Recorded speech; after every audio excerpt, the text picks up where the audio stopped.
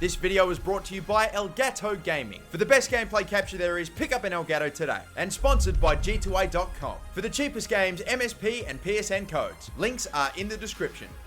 Hey guys, how's it going? MasterBucks here. Welcome to another episode of the West Ham career mode in FIFA 17. We have immediately got a huge game to play against Liverpool at Anfield. I mean, that's an amazing way to get started already. But we are going finally to get to the January transfer window in this episode. Only a few more games left to go, like probably 3 in a week. It's a fair few, but we are going to be making transfers again at the end of this episode. It is the best time in career mode when you finally get to make those signings again, and we have got a few lined up, don't you worry. But anyway, like you can see here, we do have Liverpool first, then Aston Villa, which I'm probably going to simulate. It's a home game against a weaker opponent, and they're really not doing well. They might be bottom right now. And then Everton, who, by the way, themselves also not doing too well. I think they're also down in the bottom 3 as well, and we're playing them away too. I'll probably play these first 2 matches. Then we'll end up in January for the transfer window again. That game against Burnley, might even sim that game as well, who knows. But yeah, we will be back. We'll be making transfers, and we're going to be making a whole bunch of them. I think I've got a few players I want to buy right now, straight away. There's also maybe a couple of players that I'm going to get on pre-contract, and I'll show them to you when we do get to January. But before we get into the next game, I will reveal to you that yes, Adrian was the player that I asked you guys to try to guess who in the previous episode at the end. And if you did get Adrian correctly, congratulations. These were a few of the people that did. I will have another one at the end of this episode as well, so be ready for that. But for now, Liverpool versus West Ham. Starting 11 team at full strength. Everyone's at 100% stamina. We do have a game only 2 or 3 days after this against Aston Villa. I'm probably going to throw my second team out there for that one and just simulate the match and then move on against Everton. But for now, the biggest game of the episode so far, straight away. Let's go. And looking at the top of the table right now, we see ourselves in second, only 3 points behind City. You see Crystal Palace in third, Bournemouth in fourth. It's just insane right now. Liverpool are doing all right. They're currently in sixth, although they probably feel they should be higher, but there's a lot of other clubs that feel they should be way higher as well. And this is the Liverpool team. Look at their goalkeeper, Alexander Manninger, or whatever the hell his name is. Koulibaly's in there as well. There's some other names too. I mean, it's a decent team, and I didn't even catch everybody there, but still, that is their lineup. But alright then, kicked off. Toughest matchup so far in this episode, bar none. I mean, I don't expect Aston Villa or Everton to give me too many troubles. I don't expect Burnley to give me too many troubles. I mean, this is the big game. Playing a high line right now, Liverpool really trying to... Oh, gaps not good. Fucking shocking defending right there. Lafont makes a save, bails me out. That was awful. Yeah, didn't like that at all. Oh, Luis Gustavo, 1-0. Didn't like that at all. Defense was exposed, and I just got outnumbered at the back. How have we allowed that to happen? I was in trouble as soon as I fucking misjudged the run with bloody Semedo. And look at that finish. Holy hell. I was wondering, like, Lafont didn't even move for that. But that is seriously, like, you didn't even need to put it that much in the top bins, mate. Fucking hell, calm down.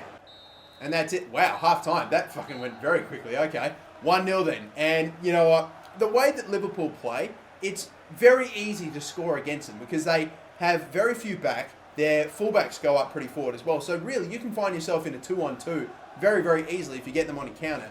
But I just haven't been able to get that opportunity for myself so far. I've had more possession, and to be fair, I've probably been in control of the game more than Liverpool, and yet that's probably worked against me because I don't think that's how you beat this team. They're the ones that have hit us on the counter-attack and scored.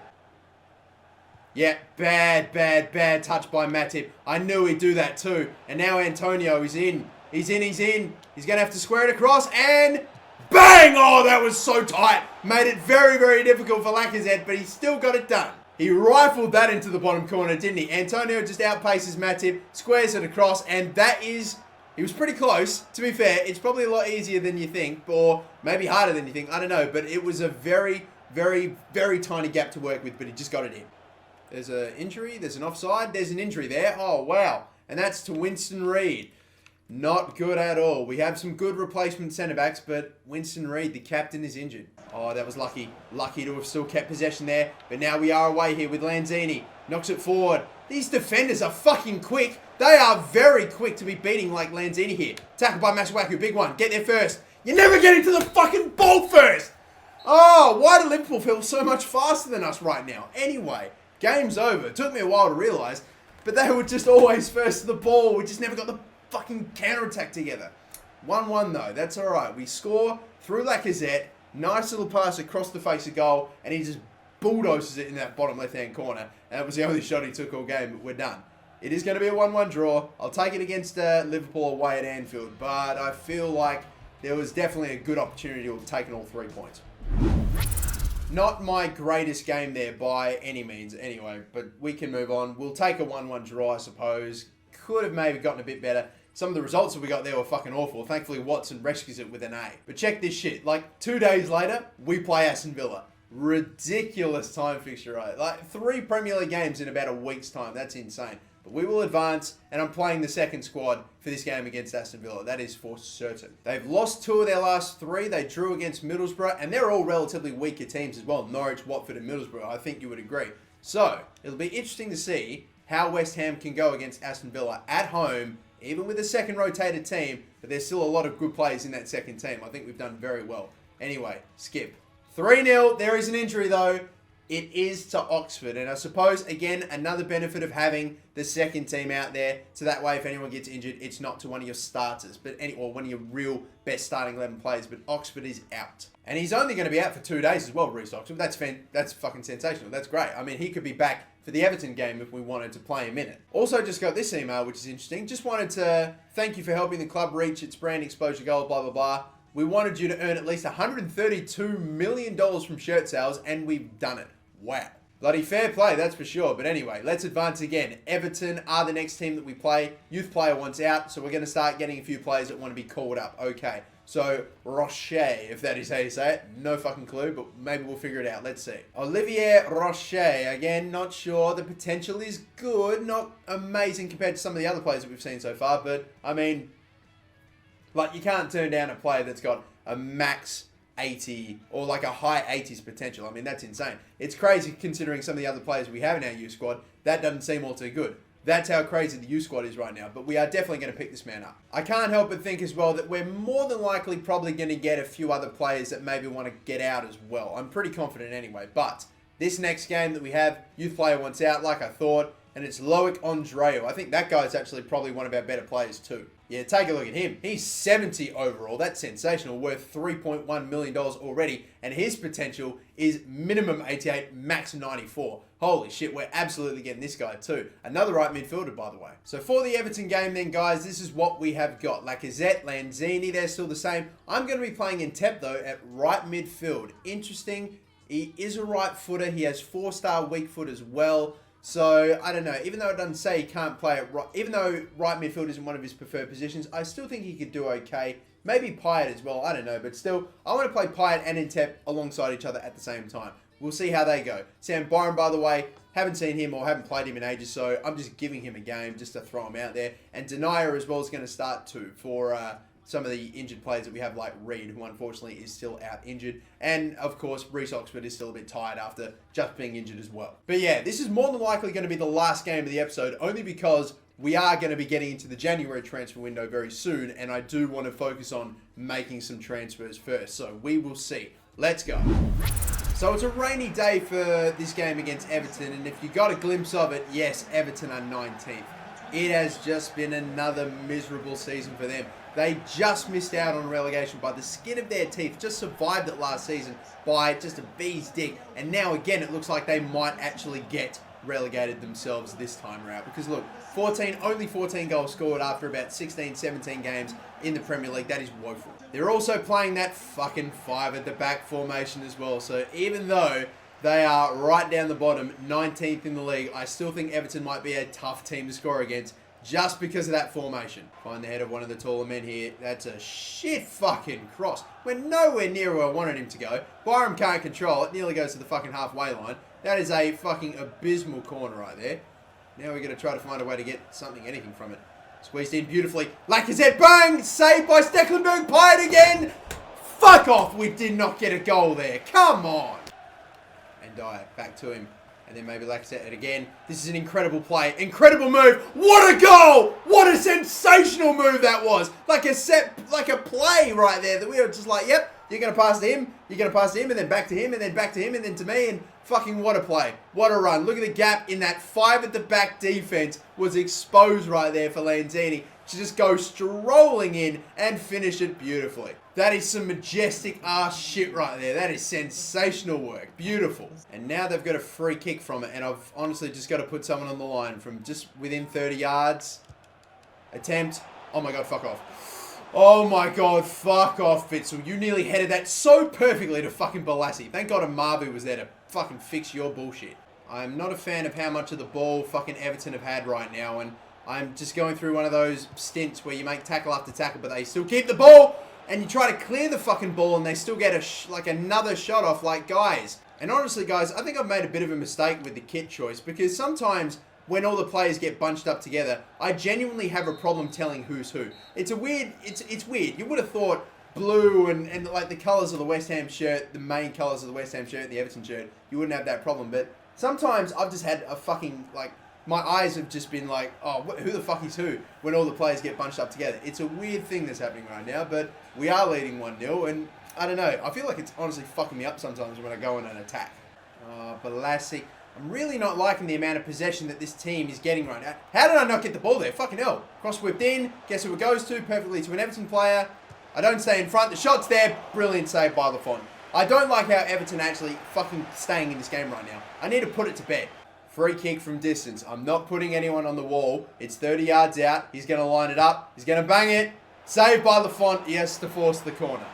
All right, come on. We're finding options. Come on. Space now. Right-hand side. Lacazette. Good ball there. Bang, strike. Low, hard, missed. Gone wide and by a fair bit too.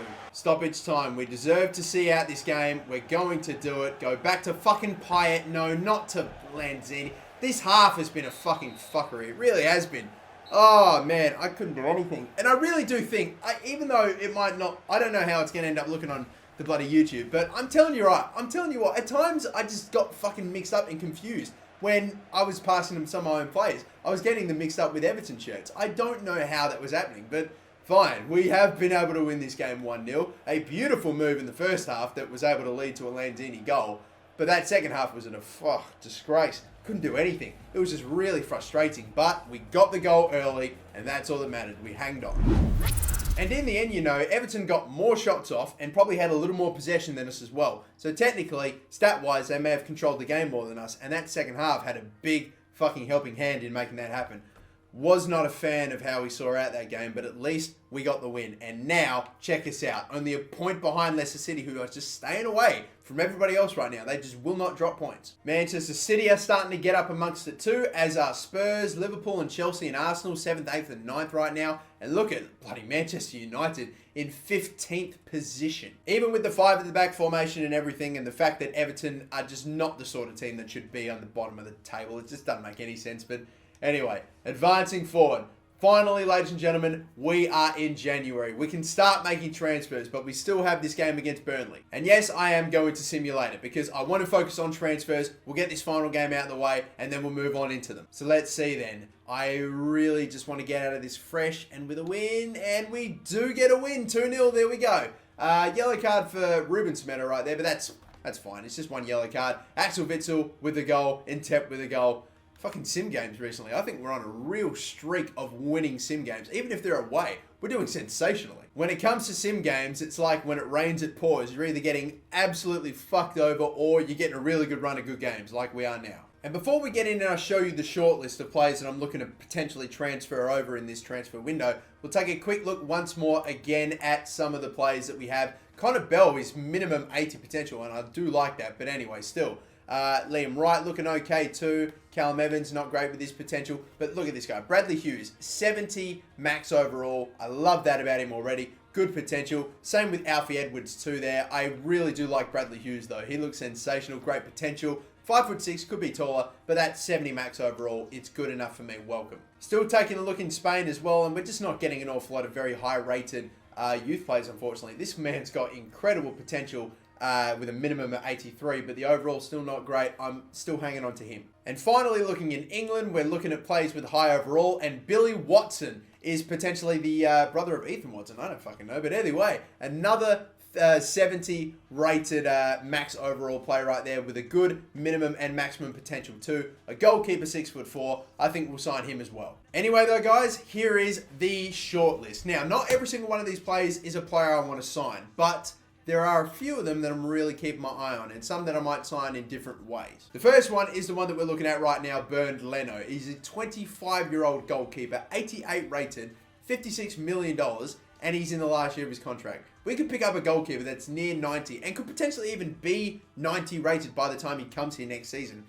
like for free. And his wage is like 100, like that's insane. We'd probably only have to pay, I can't even imagine what, 130 for a player that might potentially be 90 rated by the time he gets here. Incredible that we could make that happen. I know we've already got Alban Lafont and Axel Werner as a backup, and Adrian's probably going to go at some point, but if we wanted to, we could pick up a superstar goalkeeper, like a potential new Neuer right there. I mean, seriously, with that sort of a rating. The other player that I'm going to hopefully get on a pre-contract is Tony Villena, who is 79 overall, 22 years of age.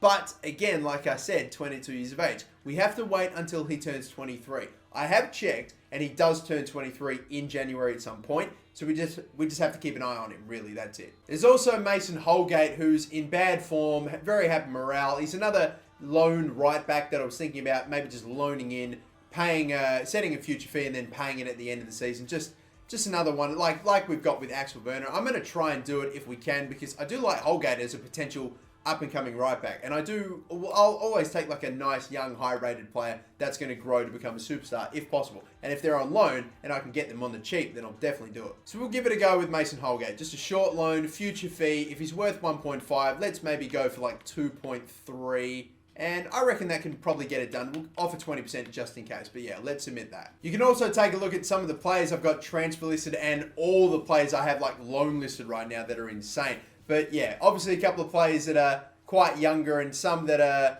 pretty low overall for the standard of the squad right now that have gotten on a bit, like Berg, for example, 67, only 21 years of age too. Could grow to get pretty good. Martinez as well. Brown too, only 20 and 61, not really threatening to get super high rated. I don't think his potential is all too good either, but yeah, you see what I mean. A few players I want to sell as well because like the squad list is getting pretty full as well, and with all those youth academy players that are probably going to want to come out pretty soon, I have to free up some space. So we will advance then and see if we get any transfer offers, some of the offers that I've sent in myself for some of the youth players, or should I say for some of the pre-contract players as well. We'll just have to wait and see. But this game against West Brom is probably where I'm going to leave it. Transfer offer there. Everton, loan offer. We feel the fee's fair, so we are going to get Mason Holgate for 2.3 million on a future fee. And the transfer offer is for a player that I'm not really too keen on selling, Arthur Masuaku.